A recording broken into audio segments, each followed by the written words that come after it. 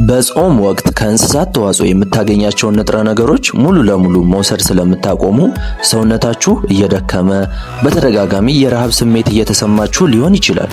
ነገር ግን ትክክለኛውንና በጾም ወቅት ጤናማ የሚያደርጋችሁን የአመጋገብ ስታይል የምትከተሉ ከሆነ በጾም ወቅት ጤናችሁን፣ ኃይላችሁን፣ የበሽታ የመከላከል አቅማችሁን መጨመር ትችላላችሁ። ዛሬ በጾም ጊዜ ሊበሉ የሚችሉ ወሳኝ የምግብ አይነቶችን ነግራችኋለሁ። ለቻናላችን አዲስ የሆናችሁ ተመልካቾቻችን ቻናሉን ሰብስክራይብ በማድረግ እስከ ቪዲዮ ፍጻሜ አብራችሁን ሁኑ። ሰላም፣ እንዴት ናችሁ የቻናላችን ቤተሰቦች? በመጀመሪያ እንኳን ለጾሙ አደረሳችሁ እያልኩ እንግዲህ በዛሬ ቪዲዮ የምናነሳው ትልቁ ነጥብ በጾም ወቅት ሊበሉ የሚችሉ የምግብ አይነቶች እናንተን ጤናማ አድርገው ጾሙን በሰላም የምታጠናቅቁበትን አይነት የአመጋገብ ስታይል ነግራችኋለሁ ማለት ነው። ምክንያቱም ትክክለኛ የሆነ በጾም ወቅት በቂ የሆነ የአመጋገብ ስታይል ከሌላችሁ በጣም የድካም ስሜት ሊሰማችሁ ይችላል። የመደንዘዝ ስሜትን በዛው ልክ ተያይዞ ሊመጣ ይችላል። ከዛ በተጨማሪ ደግሞ የጡንቻ መቀነስ ሊታይ ይችላል። ከዛ ዋነኛው ደግሞ ችግር ምንድነው? የበሽታ የመከላከል አቅማችን ሊቀንስ ይችላል ማለት ነው። ስለዚህ በቂ የሆነ ትክክለኛውን በጾም ወቅት በቂ የሆነ የአመጋገብ ስታይል መከተል ጤናማ ሆነን እንድንቆይ ያደርገናል ማለት። ስለዚህ በዛሬ ቪዲዮ እሱ ላይ የምናወራ ይሆናል ማለት ነው። ከነዚህ የምግብ አይነቶች መካከል ደግሞ የመጀመሪያው ጥራጥሬዎች ናቸው። እንግዲህ ከነሱ መካከል ደግሞ ምስር፣ ሽምብራ፣ ባቄላ፣ አተር ተጠቃሽ ናቸው። እነዚህ እንግዲህ በጣም በከፍተኛ ሁኔታ በእጽዋት ተዋጽኦ ፕሮቲን የበለጸጉ ናቸው።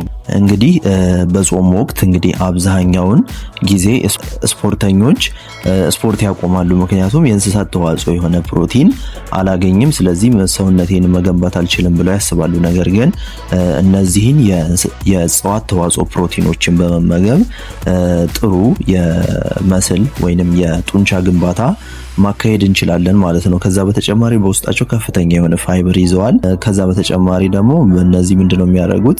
ሙሉ ሆነን እንድንቆይ ወይንም ደግሞ የጥጋብ ስሜት እንዲሰማን ያደርጋሉ ማለት ነው።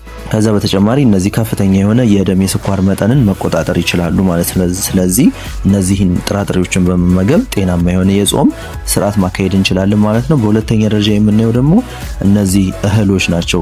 ከነዛ መካከል ጤፍ፣ ገብስ፣ አጃ እና ያልተፈተገ ስንዴ ተጠቃሽ ናቸው። እነዚህ በውስጣቸው ከፍተኛ የሆነ የካርቦሃይድሬት ምንጭ አላቸው ማለት ነው። ስለዚህ ጾም ከመጾማችን በፊት ወይንም ደግሞ ጾም ከጾምን በኋላ የምንበላውን ምግብ ማመጣጠን የኛ ትልቁ እርምጃ መሆን ያለበት ነገር ነው ማለት ነው። ምክንያቱም ጾም ከጾም በኋላ በቂ የሆነ ኢነርጂ ካልተካን የበሽታ የመከላከል አቅማችን እየቀነሰ ስለሚመጣ እነዚህን ከፍተኛ የሆነ የካርቦሃይድሬት ምንጭ ያለባቸውን የምግብ አይነቶች መመገብ ኢነርጂያችንን ተክተን ወደ ቶሎ ኢፌክቲቭ የሆነ ስራ እንድንሰራ ያደርገናል ማለት ነው። እነዚህ በውስጣቸው ከፍተኛ የሆነ ካርቦሃይድሬት ይዘዋል። ከዛ በተጨማሪ ቶሎ የመራብ ሂደትን ይቀንሳል። ከዛ በተጨማሪ ደግሞ ቫይታሚን ቢ የምንላቸውን እና ደግሞ ፋይበርንም አብረው ይዘዋል ማለት ነው። ሶስተኛ ላይ የምናያቸው ደግሞ አትክልቶች ናቸው። ስፔሻሊ በተለይ ደግሞ እነዚህ ደማቅ አረንጓዴ አትክልቶችን መመገብ በጾም ወቅት በጣም ጠቃሚ የሚባሉ የምግብ አይነቶች ናቸው ማለት ነው። ከነዛ አትክልቶች መካከል ጎመን፣ ጥቅል ጎመን፣ ስፒናች፣ ካሮት ተጠቃሽ የሆኑ አትክልቶች ናቸው ማለት ነው። እነዚህ በውስጣቸው በከፍተኛ ሁኔታ በቫይታሚንስ እና በሚነራልስ የበለጸጉ ናቸው ማለት ነው። በውስጣቸው ለምሳሌ ከነዛ መካከል በውስጣቸው ቫይታሚን ሲ ይዘዋል። እንግዲህ በጾም ወቅት ልንቸገርበት የምንችለውን የበሽታ የመከላከል አቅም መቀነስን በውስጣቸው ያለው ቫይታሚን ሲ ያመጣጥንልናል ወይንም ደግሞ ይከላከልልናል ማለት ነው በሽታን። ከዛ በተጨማሪ የምግብ የመፈጨት ሂደትን ያበረታታሉ። ቅድም እንዳልኳችሁ የበሽታ የመከላከል አቅማችንን ይጨምራሉ። እነዚህ በውስጣቸው ደግሞ በከፍተኛ ሁኔታ በንጥረ ነገር የበለጸጉ ናቸው። በአራተኛ ደረጃ የምናያቸው የምግብ አይነቶች ደግሞ ጤናማ ቅባት ያለባቸው የምግብ አይነቶች ናቸው። ከነዚህ የምግብ አይነቶች መካከል አቮካዶ፣ የወይራ ዘይት ተጠቃሽ ናቸው። እነዚህ በውስጣቸው ከፍተኛ የሆነ የኤነርጂ ምንጭ ይዘዋል። ከዛ በተጨማሪ ደግሞ እነዚህ ፋት ሶሉብል ቫይታሚንስ የምንላቸው ወይንም ደግሞ በቅባቶች የሚሟሙ ቫይታሚንሶችን ለምሳሌ ቫይታሚን ኤ፣ ኬ፣ ዲ እነዚህን አብዞርብ እንድናደርግ ወይንም ደግሞ ሰውነታችን እንዲመጣቸው እንዲጠቀማቸው ያደርጋሉ ማለት ነው። ከዛ በተጨማሪ የጣም የተወሳሰበ የረሃብ ስሜት እንዳይሰማን ያደርጋሉ። በአምስተኛ ደረጃ የምናያቸው ደግሞ ፍራፍሬዎች ናቸው። ለምሳሌ እነ ባናና፣ አፕል፣ ኦሬንጅ፣ ፓፓያ ተጠቃሽ ናቸው። እነዚህ በውስጣቸው ተፈጥሯዊ የሆነ የኃይል ምንጭ ይዘዋል።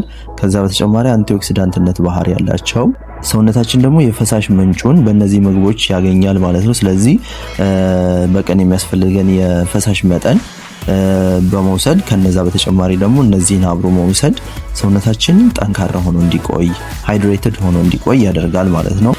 ስሮች ናቸው።